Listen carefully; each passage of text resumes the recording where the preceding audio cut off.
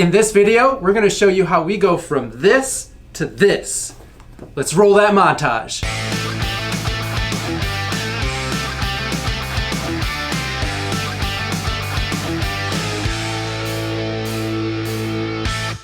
So before we get to taking these things apart, I want to talk to you a little bit about what these are. This is the Lone Wolf Farmer boot. It's a Japanese boot maker, so we don't get to see these in our shop very often. So I'm really excited to get these things open and see what's inside. So these Lone Wolf boots, from what I've learned, are directly patterned after long-lost classic styles from what people would consider the good old days in American workwear, an era, generally speaking, between the 50s and the 70s. The Lone Wolf really tries to emanate that old classic heritage boot line, which is really cool. Now, these are made in a family-owned business, and now when I say family-owned business, I'm not kidding. We mean the shoes are actually handmade by several generations of one family that includes men and women of their offspring who have chosen to be old world shoe artisans, producing superior quality rugged footwear one pair at a time. Demand for these boots is so great in Japan versus their available supply that orders are typically completed 6 to 10 months from the time they were booked, and some have been even sold out for a year or more. Coming from, working for an older family-owned business, this really speaks volumes to me.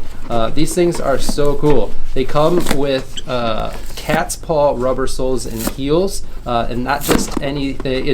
These are the genuine vintage cat's paws heels. This is new old stock. It's really cool.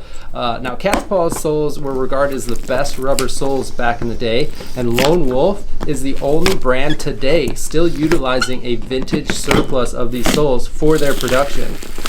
These things, it keeps going from there. Even the label on the upper is produced on a vintage shuttle loom, which really just is really a cool detail. So one thing that I do want to talk about what I see now that I have it all apart is they do have a nice metal shank. It's a 2-rib metal shank. A good shank, good support. They did use a foam filler. This looks like and feels like a pour-on, which, the advantages to a pour-on foam is that it has excellent compression set resistance, meaning that, when you press it, it bounces back really well, so it doesn't lose its comfort over time, which is really nice.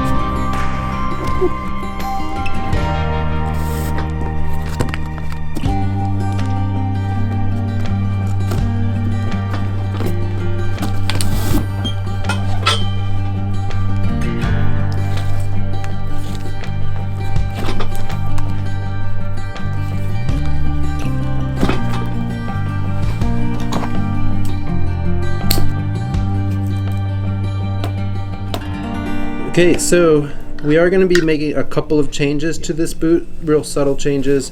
I will be reusing this pour-on filler. It has no footprint to it or anything. It's not broken down, so this is a good piece. We can still reuse that. I will be adding a piece of leather over top of that shank just to give it a little bit more of a hump, since we're doing that half sole heel combo. It makes the waist area look a little bit better.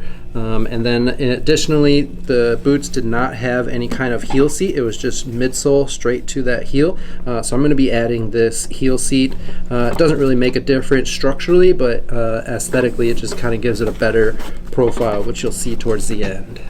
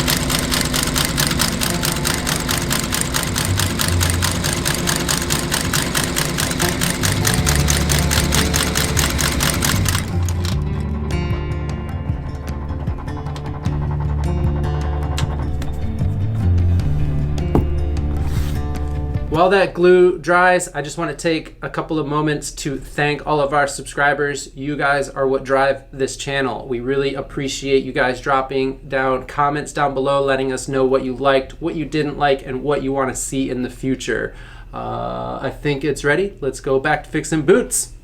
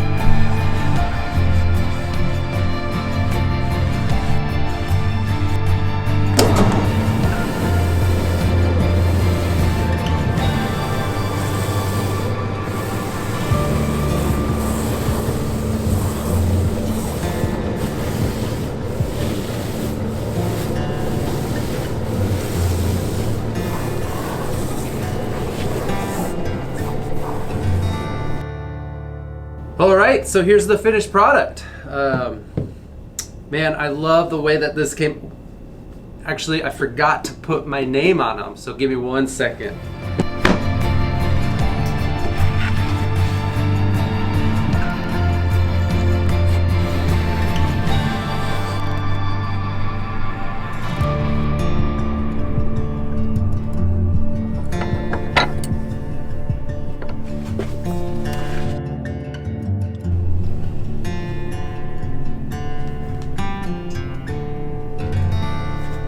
And we're done. And boy, do I love the way that these came out.